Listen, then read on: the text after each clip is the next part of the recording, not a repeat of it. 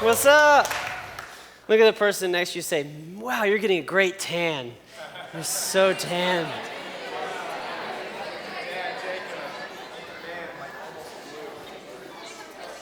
I just burn. That's all that happens to me, okay?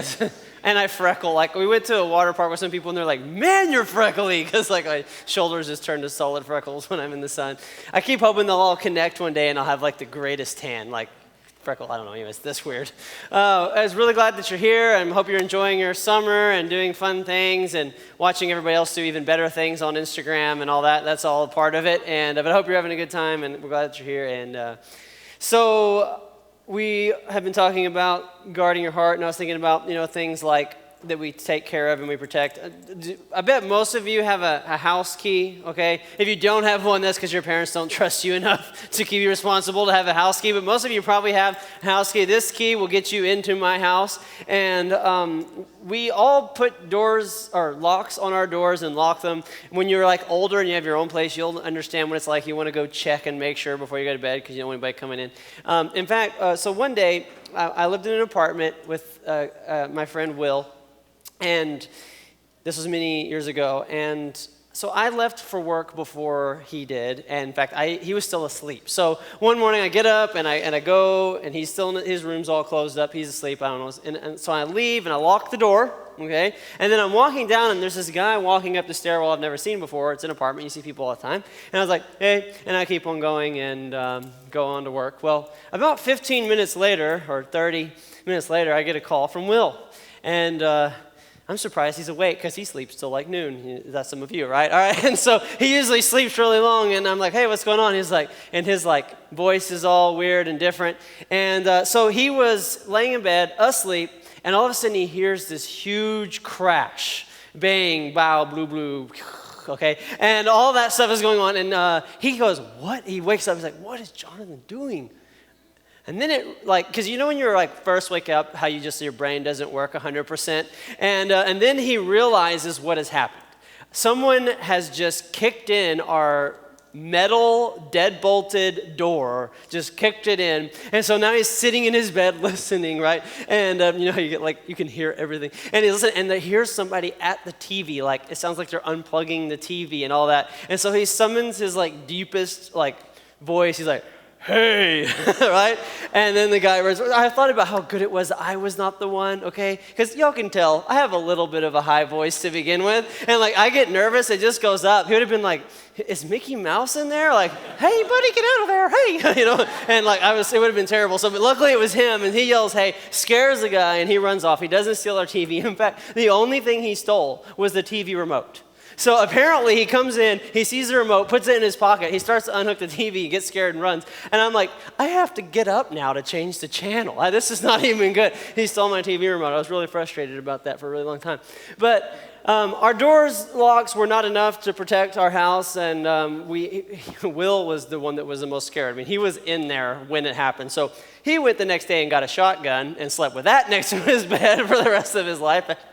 He slept with the light on for like 5 years, like after that. I mean, you would be pretty scared too.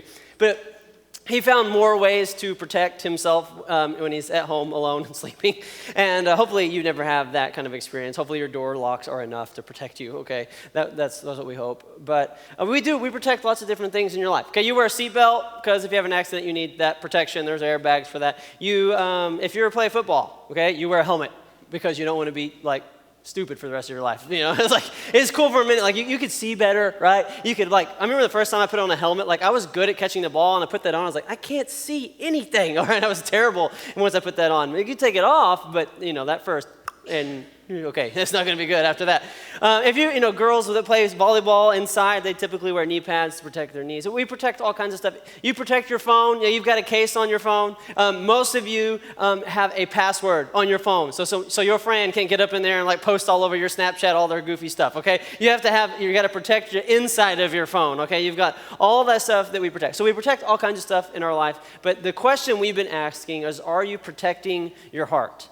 Are you guarding your heart? In fact, most people don't even think about, do I need to guard my heart? But if you think about it, your heart is so important. So much of your life comes out of your heart. Your relationships will be good or bad based on your heart. Now, it may be bad because of somebody else's heart that you're in, but none of your relationships can be good if your heart isn't right. Your future is only going to go as far as your heart, okay? And so our heart is real important. In fact, the verse we've looked at every single week is this really smart guy named Solomon. He told us about it, and he said this. He said, above all else, guard your heart. So you're going to guard a lot of things. A lot of things are worth protecting. There's a lot of things that are worth guarding, okay? But he says, of all the things that you might protect, make sure that you guard your heart. And then he says, for it is the wellspring of life. And I love this. It's like a visual image. If you don't know what a wellspring is, there's like, okay, the water goes down on the mountain, the water soaks down, and it comes out in a place, okay? It comes out of the ground after it's been filtered, comes out, and that is what feeds like a river and all of that. And so you can imagine there's this place where like the river starts, kind of, okay? And it comes out of there, and that feeds this river. It's like the front of that. So if there is good, clean water coming from there, the whole river is good. And like all of the plants that grow and all the things that happen is because of that wellspring. However, if you pollute the wellspring, you pollute the whole river, and everything downriver is affected. And the same is true with your heart. If your heart is taken care of, all that stuff, all this other stuff in your life, it says it's the wellspring of life. It's like the source of life in you. And the decisions you make and how happy you are and all of those different things come from our heart. And so it's so important. Jesus talked about how important it is. In fact, he kind of made a difference that we can have a good heart or we can have like a bad heart. And out from that is going to come different things. He said it like this, and we've looked at this one every week too. It says, the good man brings good things out of the good stored up in his heart. And those you can store up good things in your heart, and that's going to have good things come out. Or the evil man brings evil things out of the evil stored up in his heart, for out of the overflow of the heart, the mouth speaks. There are things that you do sometimes and you go, why do I always do that? Why do I always lose my temper? Why do I always blah, blah, blah? And the reason is because that's what's in your heart. And so we have to learn to deal with what's in our heart. If we can change our heart, we can change our entire life. Maybe the easiest way for you to see it is if I show it to you, okay? So I was just thinking about the two different hearts, okay? These are Skittles. I don't know if you like Skittles. I love the red ones. Who likes the yellow ones?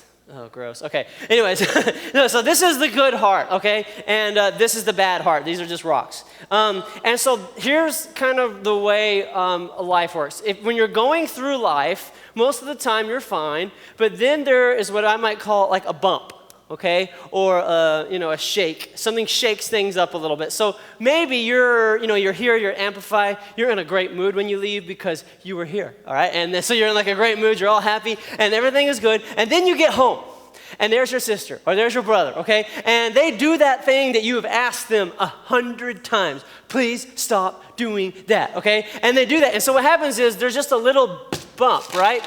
And a little shake, a little bump, okay? And what happens? Stuff comes out, right? And you're just like, I'm so tired of the way you're always acting, and why don't you're slamming doors and doing all that, okay? And all this stuff starts coming out of your heart. Now, the reason, I just want to make sure you understand this, the reason that rocks came out when I shook it is because there's rocks in there, okay? I know, that's some like crazy thinking right there, like, whoa. All right, the reason the rocks came out is because there's rocks in there. Why is it that when your sister does that thing that you blow up, or your brother does that thing that all that comes out of your mouth? Because that's what's in there, okay? It can't come out if it's not in there. Well, it's her fault, she shook. But, okay, that's what's in there, okay? So we have to deal with what's in there. Here's another way we can maybe look at it. Most of your time, you're probably pretty good at dealing with some temptation in your life, some different things that you're trying not to do, okay? So you've got some temptation and you do well. But then there's that moment when, you're tired and you're stressed and you've had it with the day and you're all alone, right? And there's that moment of temptation, or you're with a certain group of friends and they're like, come on, everybody's doing, and all of a sudden you're like, and it's just like another one of those little shakes. And all that stuff just comes out, and you're like, oh, I gave in again, I did it again. Why is that coming out of me? How come every time I have that same moment or that same temptation, this stuff comes out? Jesus would say, it comes out, the reason you said those things, the reason you did those things is because there's something in your heart. And so much of the time, we just try to deal with this. Okay, I've got to make sure I don't do that and put it back in. Okay, and we just try to, or maybe we try to protect it, and most didn't come out, and eventually we get tired of that, and it just comes out. Okay, so there's another option. So you could go home today, and when your brother or your sister does that thing, okay, or maybe it's your parents or whoever it is that drives you crazy at home, and they do that thing, and you get all upset, and they give you that shake, and what came out this time? Yummy goodness. I want a red one. Okay, now, it's okay, 5-second rule. Now, something different came out. Do you know why Skittles came out this time? Because they're in there. It's taking me way longer to chew this up than I expected. Okay, this is awkward. Okay, I'm going to keep going. If you want good to come out in those moments, I cannot talk while I'm chewing one Skittle. Okay, I swallowed it. All right, if you want good to come out, there has to be good in there. And so we have to pay attention. Here's the thing to what is putting things in our heart, and we have to guard our heart. And here's what is so amazing about your heart, okay? We can protect it. And you can direct it. There are people in your life that are trying to put junk in your heart. We talked about the things that you say, okay? The things that we say. If you keep saying negative things about your life, I'm never going to be happy, I'm never going to be better, I'm never going to achieve that, this is always going to be bad. You're always saying these things. What is it doing? It's putting those things into your heart. We can protect our heart and start saying good things. We can begin to say, I can do all things through Christ who strengthens me, and I can do. Okay, so we can change what we say, and that's going to change our heart. You change what you look at. If you're always looking at junk and you're just watching whatever comes up, whatever, and you're going to start putting all kinds of junk in there. However, if you can guard that. You can keep that stuff from going in, or you can begin to even change what you look at and look at positive things and good things that put good in your heart. So we're discovering how that you can change your heart. So we looked at that verse. It says, guard your heart above all else. Okay, and then the next verse is when he talked about watching what you say. And then the next verse he talks about watching what you look at, or being careful with what you look at. So we're going to take a look at the next verse down, okay, from that. This is Proverbs 4:26. He says, make level paths for your feet, and take only ways that are firm. Now, if you study the Bible very much, you'll start to see something that happens all the time. They'll say something like this. They'll say level paths, or straight paths, or easy paths, or narrow road, or they got all these different ways they say. And basically what they all mean is it's the way of obedience. It's when we're obeying God, when we're doing what he wants us to do. It's the same kind of a principle over and over. And then there's like dark paths and wide paths. And those are the roads of disobedience, okay? Rough roads, okay? There's all those different, and those represent disobedience, the life of that. And so he says, make your level the paths of your feet. And I'm kind of thinking about this. I'm like, okay, so how does this apply to our heart and how it works with that? Well, I kept looking, and I was like, oh, this verse is actually quoted in the New Testament. Right? So that's going to help me learn more about this verse because they're going to give me more context. What he does is in the New Testament, in Hebrews, he quotes the first half and then gives me a different second half, okay? So he's using this to make his point about something else. And so I'm going to go to that and just see if it helps us understand, okay? Here's what he says. Make level the paths of your feet. This is, oh, gracious, Hebrews, I don't remember, 11, I don't know. Anyways, I forgot to change it. Okay, make level the paths of your feet. So that the lame may not be disabled, but rather healed. Now, when I read this at home last night, I went, anybody ever do that when you read the Bible? It's like, what? Okay, I was not the kid who was good at English, okay? When I was in school, we read a poem, don't you hate it when you read poems in English? And they're like, now, y'all discuss, what does that mean? I'm like, I don't know. I didn't even understand half the words. It didn't even rhyme. How is that a poem? All right, like that didn't even rhyme. Okay, and so I was not good at that. Okay, so when I read this stuff, if you read the Bible and you go, I have no idea what it's talking about, like lame people. I don't know. Okay, I know a person that's lame. Okay, he's got a terrible haircut, but okay, I don't know what you think. It's like, what is this? Like, I don't understand. So I kept studying, luckily, and I'm going to help you with it so that we can understand a little bit better. So let's think about this. When someone is lame, that means this, that you have injured your leg or your foot, and now it is difficult to walk. So you've gotten an injury. Maybe you sprained it, okay, really bad. Maybe you've got like a fracture in your leg or something, and now it is difficult for you to walk. You're lame. It is injured. Your leg is now weak. And so he says, you got to make sure we're on level paths so that the lame may not be disabled. In other words, you don't want him to get even more hurt. Like, it's, okay, if you got like a hairline fracture, you don't want to make it like a bigger fracture, okay? You got to protect it, you got to wrap it, and do all that. And it says, rather, we want them to get healed. We want them to overcome that. So if you can just imagine, okay, say I have a weak leg, a hurt leg, and I'm walking on a level path, okay, I can protect it. It's easy, it's level. But all of a sudden, if I come to one of those places that is like rocks and like little random dips that are hidden by, leaves and things, and all of a sudden, I crack that even more, okay, you're going to make the damage even more. You're going to hurt yourself even more. You understand the imagery that's going on here? So what we're talking about, though, is our spiritual life, our life and our heart and all that. So this is the way it looks, okay? You have an area in your life where you're lame. You're like, you just call me lame. I mean, I'm not talking about your haircut either, okay? All of your hair is beautiful, beautiful. All right. So you have something in your life is lame. Let's put it like this. Something in your life some area of your life where you are weak. Some area of your life where you are prone to make a mistake, prone to injury, prone to doing the wrong thing. We all have areas of our life where we are weak. And when we are on a level path, we were able to kind of protect that. We were able to, be strong in that. But when we allow ourselves to drift to the wrong paths, we end up injuring ourselves. We end up giving in to those things. And so we want to make sure that we're on the right path. We want to make sure that we're on the level path. But why wouldn't every believer just stay on the level path? Like, just do it. Like, what? It's not that easy, is it? You probably noticed. Like, you tend to find your way onto the wrong paths sometimes in life and doing the wrong things. So why don't we do the right things? And there's so many actually areas that we could talk about, but since we're talking about the heart, I want to talk to you about the path, the thing in our path that I believe personally influences your heart more than anything else. More than all the stuff we've already talked about and the stuff we'll talk about next week, I believe it is the number one influencer of your heart. And that is who is on the path with you.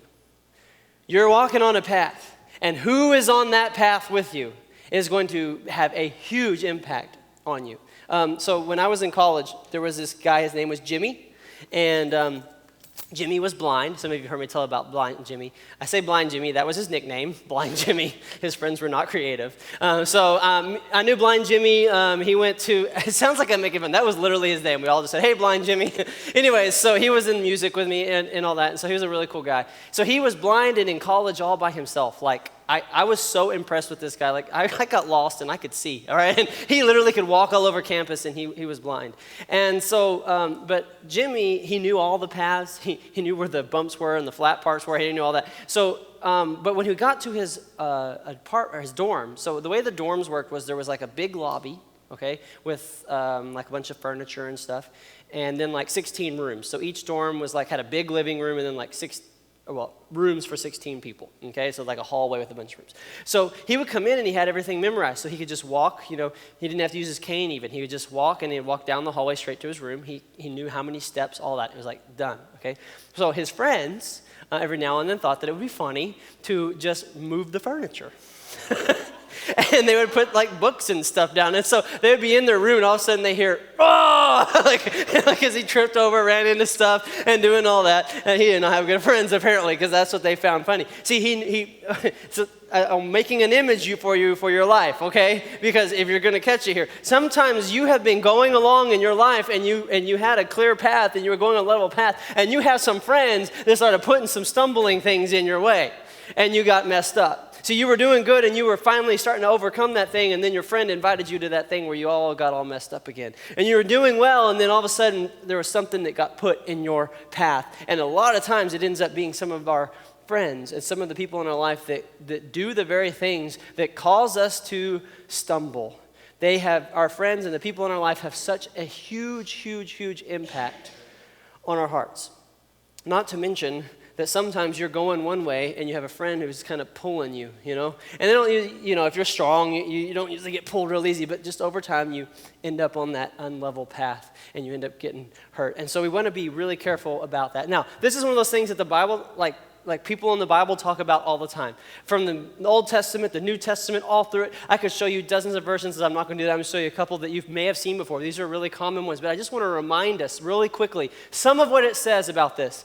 Before I read this, I want to talk about something. Okay, so let me just think. So we're talking about how to protect your heart, how to direct your heart, right? You want to protect it from things that are going to bring harm. You want to direct it towards the good things. Now, with friends, both happens.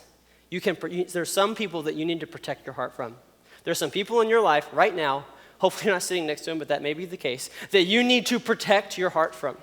And there are some people that you need to open your heart up to and let help direct and let you help take you in the right direction so that it's both. And you're going to see both direct and protect in these verses. Okay, so now we'll go. He who walks with the wise grows wise. That's direct. When you're walking with somebody who's going after God and lives for God, guess what's going to start happening to your heart? Your heart is going to start turning towards God. But a companion of fools suffers harm. When you're companions with people who are unbelievers, who are going after other things, what happens is your heart begins to turn, okay? And those are what you need to protect from.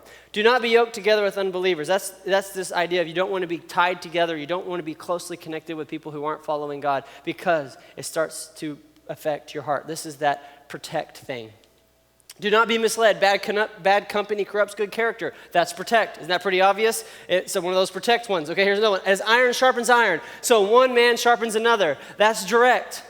We need to be directed by certain people. In fact, I was thinking about one of these iron sharpeners, okay, one of those directors, okay, and I talked to him before service. It was Dylan, okay, and I thought about having everybody like stand, but I'm not going to do that. Okay, I just changed my mind. So Dylan here, okay, we figured out there's like 15 or more people who come to Amplify because of Dylan. In fact, pretty much everybody on this row, okay? It either was invited directly by Dylan or someone that Dylan invited, okay? Now that's amazing. In fact, I have seen him in here on Wednesday night. He's sitting here by his chairs, and he's calling guys, okay? And he's going, where are you at? Are you going to be here? No, that's not a good reason. Yeah, you're going to be here. Okay? And he's like, he's probably done it to you, right? He's done it to like all these guys. Okay, so many people. He calls them. He's like, he's that friend. And the lights just changed. That was fun. He's that friend who's like sharpening and guiding and pulling in the right direction. You need Dylans in your life, okay? You need to find those people in your life. And so there's all these things. This is why you've probably heard me say, if you've been here for very long, 100 times, okay, this phrase, show me your friends and I'll show you your future, okay? I will say it 100 more times, okay, before the year is over. Show me your friends and I will show you your future. And this is why I say that, okay? Not that, see, I think we get the wrong idea. I'm not saying that, hey, you have a friend that drinks, and so you're going to see him drink and go, well, I must drink now. Okay, like it's not the way it works, okay? That's not life, okay? But this is what happens. If you take a look at your friends, your heart begins to turn towards the things that they do and like. And so if those are positive, good things, that is great. Your heart turns towards positive and good things. And if it is evil things, if that is hurtful things, then your heart begins to turn towards those things. So when I look at your friends, if I take a look at them, see, I could see their heart. I could see the way they act and what's important to them and what matters to them. What I can begin to see is what your heart will look like in just a little while. And through that, your actions and your life will completely change. So if I see your friends, if you can show me your friends, if I take a look there, what I'm going to see is a big part of what your future is like because they're going to change your heart. And if they change your heart, it's going to change your future. So we can see a great bit of what that looks like. You see, if your closest friends think it's no big deal to go get drunk on the weekend. And you may be someone's like, I'm not going to go get drunk. But if that's what your friends are and they're talking about and they're doing that and they say it's no big deal, what happens is your heart begins to go, is it really that big a deal? Is it really that big? And even if you're not there, it begins to kind of change your heart. If your closest friends have no care for church, have no care for God and all that kind of thing, and they're always going and doing something, and you may go, no, I'm going to church, I'm doing this. But what happens is your heart begins to change. Your heart begins to feel differently. And if your closest people in your life are pursuing things that you don't want to, this even makes a difference in your grades, okay, at school. If your closest friends are like, school's dumb, I'm not doing homework, yeah, that's why your grades are that way. When I was in school, I was one of the smart kids or whatever, ones that made good grades. I actually wasn't that smart. I just studied really hard, okay? And so we sat in the corner of this one class. I remember this very specifically. There was 4 of us, and we were all like in the top of our class. And then there was like the class pothead. You know what I'm talking about? Y'all have that kid? Okay. And he was like, he never passed anything. And he sat on this other side. Well, one day he got up and moved and sat right in our group. And the teacher goes, she was like, why did you move? And he said, I want to soak up the brain waves, see if I can pass this class. And now here's the funny thing. He made a better grade, okay? And it had nothing to do with brain waves. I actually think just sitting next to us and hearing the way we talked and the way that we studied and doing those things had a minuscule impact and improved his grade. Now imagine if I'm just talking about school, okay? If the people you were hanging out with. So if you were to take a look at your closest 3 friends, okay? 3 friends, or maybe 4 or 5, maybe 2, depending on you. I mean, if you're like me, you don't have a lot. When I was like in 6th grade, I had 0 friends, so I don't know, maybe 1, okay? And so I understand where you're at, maybe different places. So let's just say 3 friends, okay? This maybe be, if you're on Snapchat, your 3 best friends, like the ones that are it's labeled best friends, okay? And or whatever, okay? Maybe this is the person that you text the most, someone you talk to on the phone. Okay, this could be whoever you spent the night at their house sometime this summer, okay? These kind of friends, really good friends. If your heart towards God looked like their heart towards God, would that be a good spiritual thing for you? Because your heart is going to move in the direction of your closest friends, the people that you're yoked together with, that you're near. And so, or we can talk about all kinds of areas. If your grades look like their grades, would that be good for you? If your attitude towards sin was like their attitude towards sin, would that be good for you? You need to look at who you are spending time with, because they are putting something in your heart, and they are either guiding you towards something good or guiding you away. And so you want to take a look. Now, the truth is you probably can tell, okay? And you're like, yeah. And then there's the hard part. It's like, what do I do? And I can give it to you in one word: time. This is how you change the influence of the people in your life. You spend less time talking to, hanging out with the people who are putting in negative. And that begins to remove the influence of their heart. And you begin to intentionally spend time with the Dylans in your life, okay? With the people in your life who are speaking good things, who are encouraging you to go to church, who are encouraging you to do your homework, whatever, okay? We're in summer. We can talk about homework and not even care about it, all right? And so with the people that are encouraging you to do what you want to accomplish in your life, that's the people you want to start intentionally spending time with. And you have seasons. Some of you, if all of your friends are taking you the wrong way, you may have what we call an alone season as you have to transition. Many of us have been there. Many of us have decided, okay, I'm making a change. I did it myself, and I went through a period of alone, and then I went through a period of the best time of my life because of the change. And so you got to do it, and you begin to take time away, and you begin to put more time. That's why we have Sunday nights, by the way. That's why I wish you would come, because I want you to begin to have those friendships. That's what summer groups are about. That's what discipleships are about, to begin spending time with people who love God and want to go after Him, and to see your heart change towards that. So will you guard your heart? I know this sounds weird, okay? But like, I have devoted my life literally to you. Like, the reason I work here is because of you. And I actually get on my knees in my room and pray for you. And I'm asking God, I was like, what can I say? Because I hate this so much. I see people come into this room and something starts to happen and something starts to change and hope begins to happen. And then something comes along and steals it away. And I hate it. Because I've seen just total destruction in people's lives. And I do everything I can to stop it. So if this is the number one, I just told you, if we're talking about guarding your heart, that's above all else, this is the biggest influencer. If it would help, I would get on my knees and say, please stop hanging out with those people that are pulling you away from Jesus. If you're dating a guy who doesn't like church, break up tonight. Why are you yoked together with somebody who doesn't love the things that you're going after? I mean, I would literally get on my knees before just you and beg you, because I don't want your heart to get destroyed. So, I'm going to pray for you, and then we're going to end the service with a time of prayer, because maybe you came in with a need. It doesn't have to do with anything that we talked about. Maybe it is. Maybe you're going, I got to get new friends, and I don't know how that happens. Pray with somebody. But if you've got anything that's going on in your life that you need prayer for, we would love to pray for you, and we'll be done in just a moment. Father, I ask that you would just help us all